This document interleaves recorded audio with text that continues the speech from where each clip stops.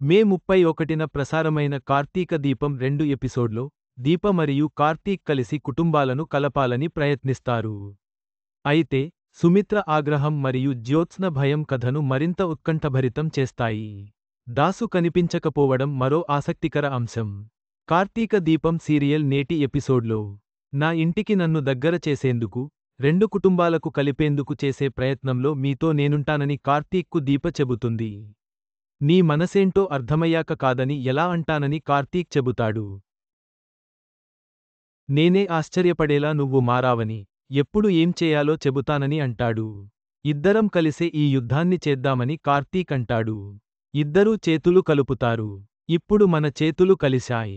రేపు మన కుటుంబాలను కలపాలని దీపతో కార్తీక్ అంటాడు. ఈ ఇంట్లో రాక్షసుల నుంచి మంచి వాళ్లను కాపాడేందుకు ఇక్కడికి వచ్చామని చెబుతూ ఉంటాడు. కొత్త పనోళ్లారా, ఇంతసేపు మీటింగా అంటూ పారిజాతం అక్కడికి వస్తుంది. మాటల్లో మర్యాద తగ్గిపోతే ముఖం పగిలిపోతుందంటూ కార్తీక్ వార్నింగ్ ఇస్తాడు. డిగ్నిటీ ఆఫ్ లేబర్ అంటూ పారును ఆటాడుకుంటాడు. ఈ ఇంటి యజమానురాలికి జ్యూస్ తీసుకురా అని దీపకు పారిజాతం చెబుతుంది. అది పద్ధతి అంటే అనే పారు అంటుంది. కార్తీక్ గుర్రుగా చూస్తుంటాడు. లేనిపోని తంట ఎందుకు అని ఇంట్లోకి వెళుతుంది పారు. ఇప్పటివరకు నేనే అనుకున్నా, ఇప్పుడు నా భార్య కూడా తోడైంది.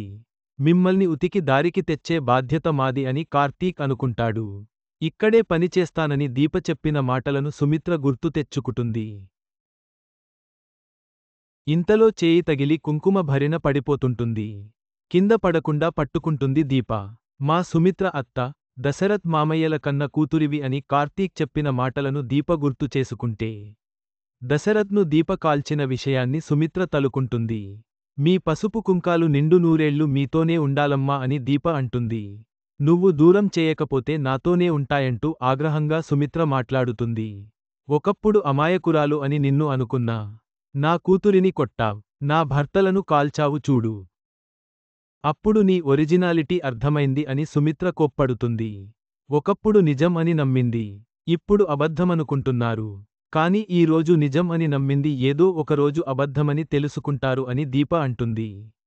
దీంతో దీపకు నిజం తెలిసిందా అని జ్యోత్స్న కంగారు పడుతుంది.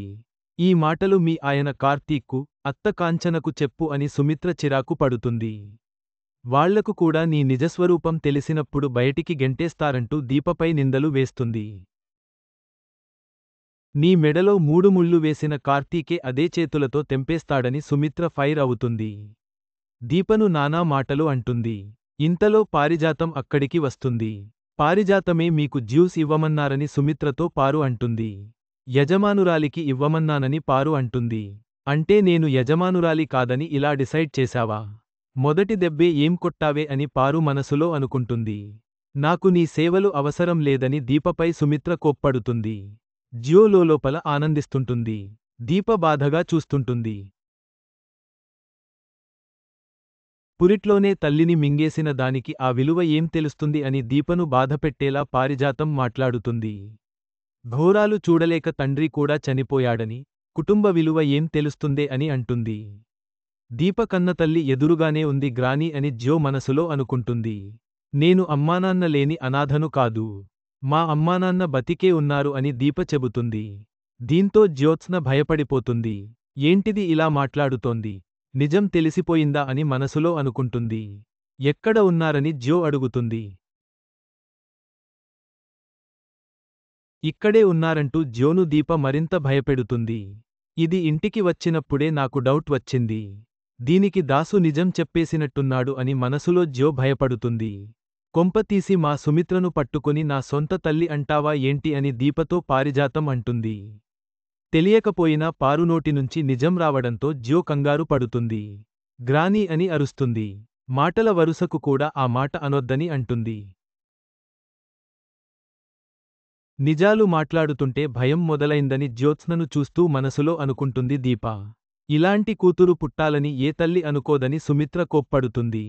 మా అమ్మానాన్న నాలోనే ఉంటారంటూ దీప అంటుంది. సుమిత్రే తన అసలైన కన్నతల్లి అనే నిజాన్ని దీప దాచేస్తుంది. దీప నిజం చెప్పకపోయినా ప్రవర్తన ఏదో తేడాగా ఉందని జ్యోత్స్న అనుకుంటుంది. నువ్వు వెళ్ళు అని దీపకు చిరాకుగా చెబుతుంది సుమిత్ర. దీప చేత్తో ఇచ్చిన కుంకుమ తీసుకోకుండా పడేసే అంటూ ఆగ్రహిస్తుంది. దీప తెచ్చిన జ్యూస్ను పారిజాతం తాగేస్తుంది. సుమిత్ర దీపకు భలే ఇచ్చింది కదే అని పారిజాతం అంటుంది. మనం ఓ చోటికి వెళ్లాలంటూ పారిజాతాన్ని జ్యోత్స్న తీసుకెళ్ళింది. కార్తీక్ తన వద్ద పనులు చేస్తున్న వీడియోలను శ్రీధర్కు కూడా జ్యోత్స్న పంపించి ఉంటుంది. నా కొడుకు ఆ ఇంట్లో పనిచేస్తున్న వీడియోలు పంపిందంటే ఏంటి అర్థం అంటూ కావేరితో శ్రీధర్ కోపంగా మాట్లాడతాడు. అగ్రిమెంట్ ఎందుకు చేసుకున్నారో తెలుసా అని కావేరి అడుగుతుంది. కార్తీక్ అష్టదరిద్రాలకు దీపే కారణం అని శ్రీధర్ అంటాడు. మీ మేనకోడలు చేసిన పనులకు దీపను ఎందుకంటారంటూ కావేరి వాదిస్తుంది. కార్తీక్, దీపను తక్కువ చేసి శ్రీధర్ మాట్లాడుతుంటాడు. తాత దగ్గర తలవంచని కార్తీక్, మరదలి దగ్గర వంచుతాడా? ఏదో బలమైన కారణంతోనే సంతకం పెట్టాడని, ఇలా చేస్తున్నాడని కావేరి అంటుంది. రాద్ధాంతం చేయవద్దని అంటుంది. నన్ను డైవర్ట్ చేయడానికి ఇలా మాట్లాడావ్ కానీ కారణాలు నిజం ఉన్నాయా? ఏమై ఉంటాయి? నా కొడును కదా అడగాల్సింది. ఇంత జరుగుతుంటే కాంచన ఏం చేస్తున్నట్టు అని శ్రీధర్ ఆలోచిస్తాడు. ఈ సమస్యను పరిష్కరించి 2 ఇళ్లకు పెద్దరికం తెలియజేయాలనుకుంటాడు. వంటలక్క దీప వల్లే నా కొడుకుకు ఈ గతి పట్టిందని అనుకుంటాడు. దీపకు నిజం చెప్పేశాడేమో అనే అనుమానంతో దాసు ఇంటికి జ్యోత్స్న వస్తుంది.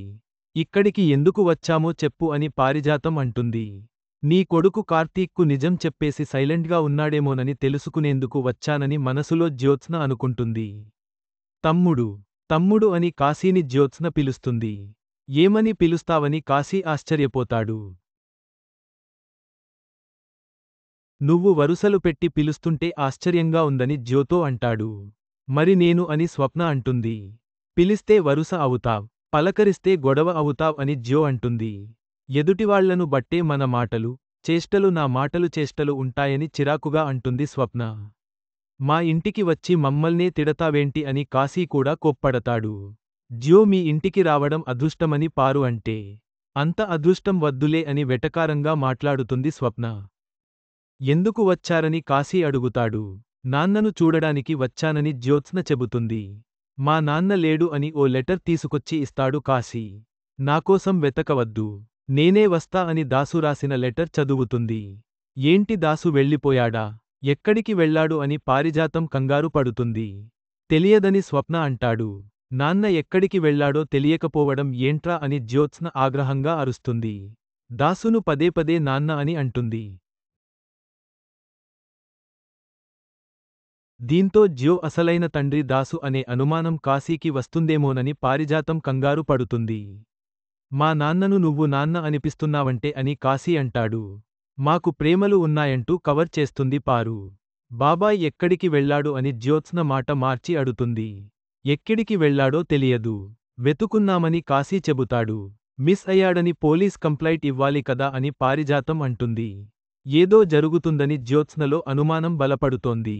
అక్కడ బావతో పాటు దీప ఇంటికి వచ్చింది. ఇక్కడ గ్రానీ కొడుకు లేడు. ఏదో జరుగుతోంది. ఆ రోజు నేను ఇచ్చిన వార్నింగ్కు భయపడి ఎక్కడికైనా వెళ్లాడా?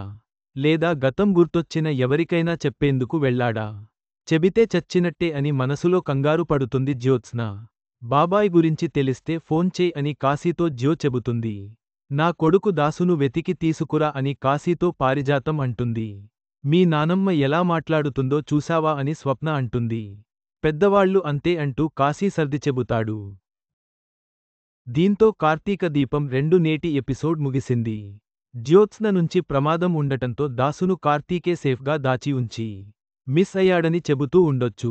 ఈ ఎపిసోడ్లో దీప మరియు కార్తీక్ కలిసి పనిచేయడం, సుమిత్ర ఆగ్రహం, జ్యోత్స్న భయం మరియు దాసు అదృశ్యం వంటి సంఘటనలు ఉత్కంఠను పెంచుతాయి.